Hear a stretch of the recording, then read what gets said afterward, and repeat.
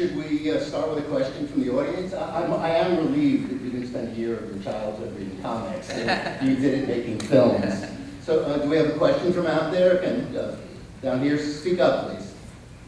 There's a lot of scenes in the movie that are done in like one take. Yeah. What scene was the hardest for you to film of those scenes? Yeah, I mean, we did, I think it was, John here, my first AD here, and I think we did like 50 or, how many percent of the movie was oneers? John? Almost half. Half is one shot, which is insane.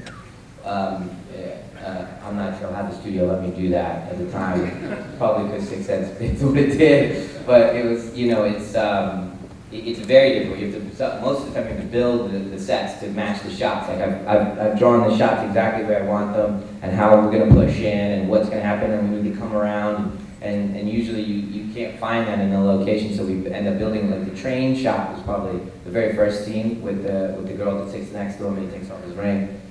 We built that train so I could get that shot, the back and forth shot, and and then we shake it and all that stuff, and you have it's very designed filmmaking, and before computers, before people edited on computers, people used to make the movies in their heads cleanly, from beginning to end, and basically fix the mistakes in editing, which is basically my philosophy. And nowadays, clearly, you can run a ton of cameras and then gather stuff and then figure out the movie, in a montage format of filmmaking afterwards. If we're doing a scene with me and him, we don't really have to figure it out. I mean, I do, but people don't.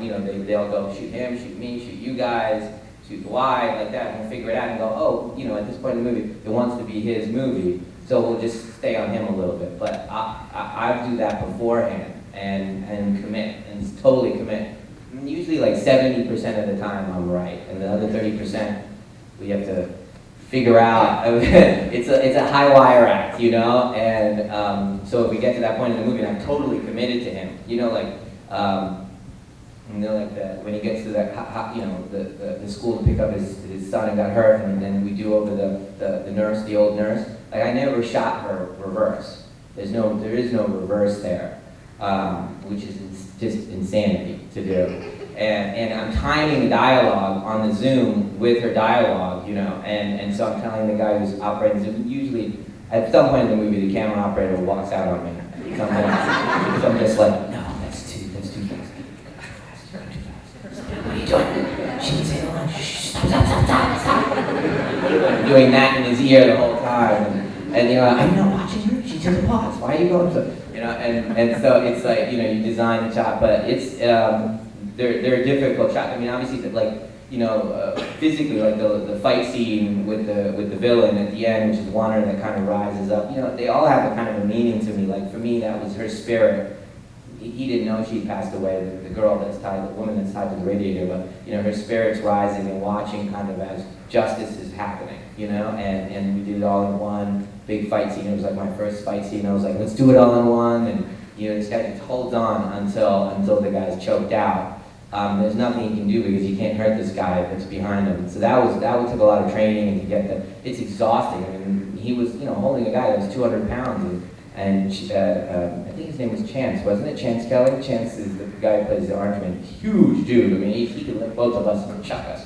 And he was exhausted. He was exhausted at the end. I mean, each of these takes are exhausting. Like the gun scene with the kid, the camera operator walked off the set because it's just too tense, because it's performance. I'm saying, do it as a performance right now, and you got to feed off these three. One of them is a kid. So, and you got to pan on this line. You better be on her on that line when she says, "Friends don't shoot friends." You got to come back and then whip pan back, and that's not a slow pan. I don't want to see Bruce on that. Come back like that. It's like a math test for the camera operator. You got that?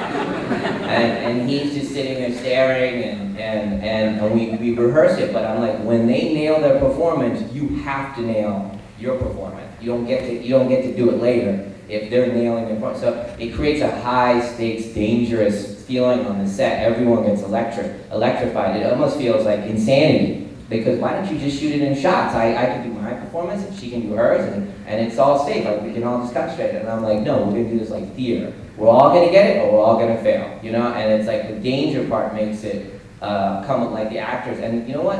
It's just for some reason it's magic. It's alchemy. You know, everybody feeds off each other, and the camera operator does his best performance when they do their best performance. When everyone's truly connected, it becomes like a magical thing to watch, and everyone feeds off each other. They see the little kids doing it correctly. Then Bruce gets jacked up, and then you know, it just goes. It just feeds the set, and everybody's nailing it. And the camera operator can anticipate just at the right time. So on the more difficult ones, I'll rehearse with the camera operator or the dolly grip it well in advance. But that was a difficult one. We definitely had to run off and apologize to the camera operator. Storyboards, did you help with those shots? Yeah, yes, David, yes, about the storyboards, and I storyboard everything. Like you flip through, if you have the book of the storyboards, it's a comic book of this. It's literally exactly those same exact shots. Like you have the barbell, and you see the kid out of focus behind them saying, "Could you beat up Bruce Lee? What if he didn't kick?" And you could, you know, and you just see it. And I was like, "Oh, that'd be funny if you never even saw his face. You know, it'd be funnier if you didn't see his face. You just see his torso going by." And that was like, actually, that was from a reminder. It means nothing right now, but it reminded me. It came from Jerry Maguire. I saw the little kid in the back of the sofa. I don't know if you guys remember the shot, and he said something funny and just walks away. You know. So yeah, each one of them.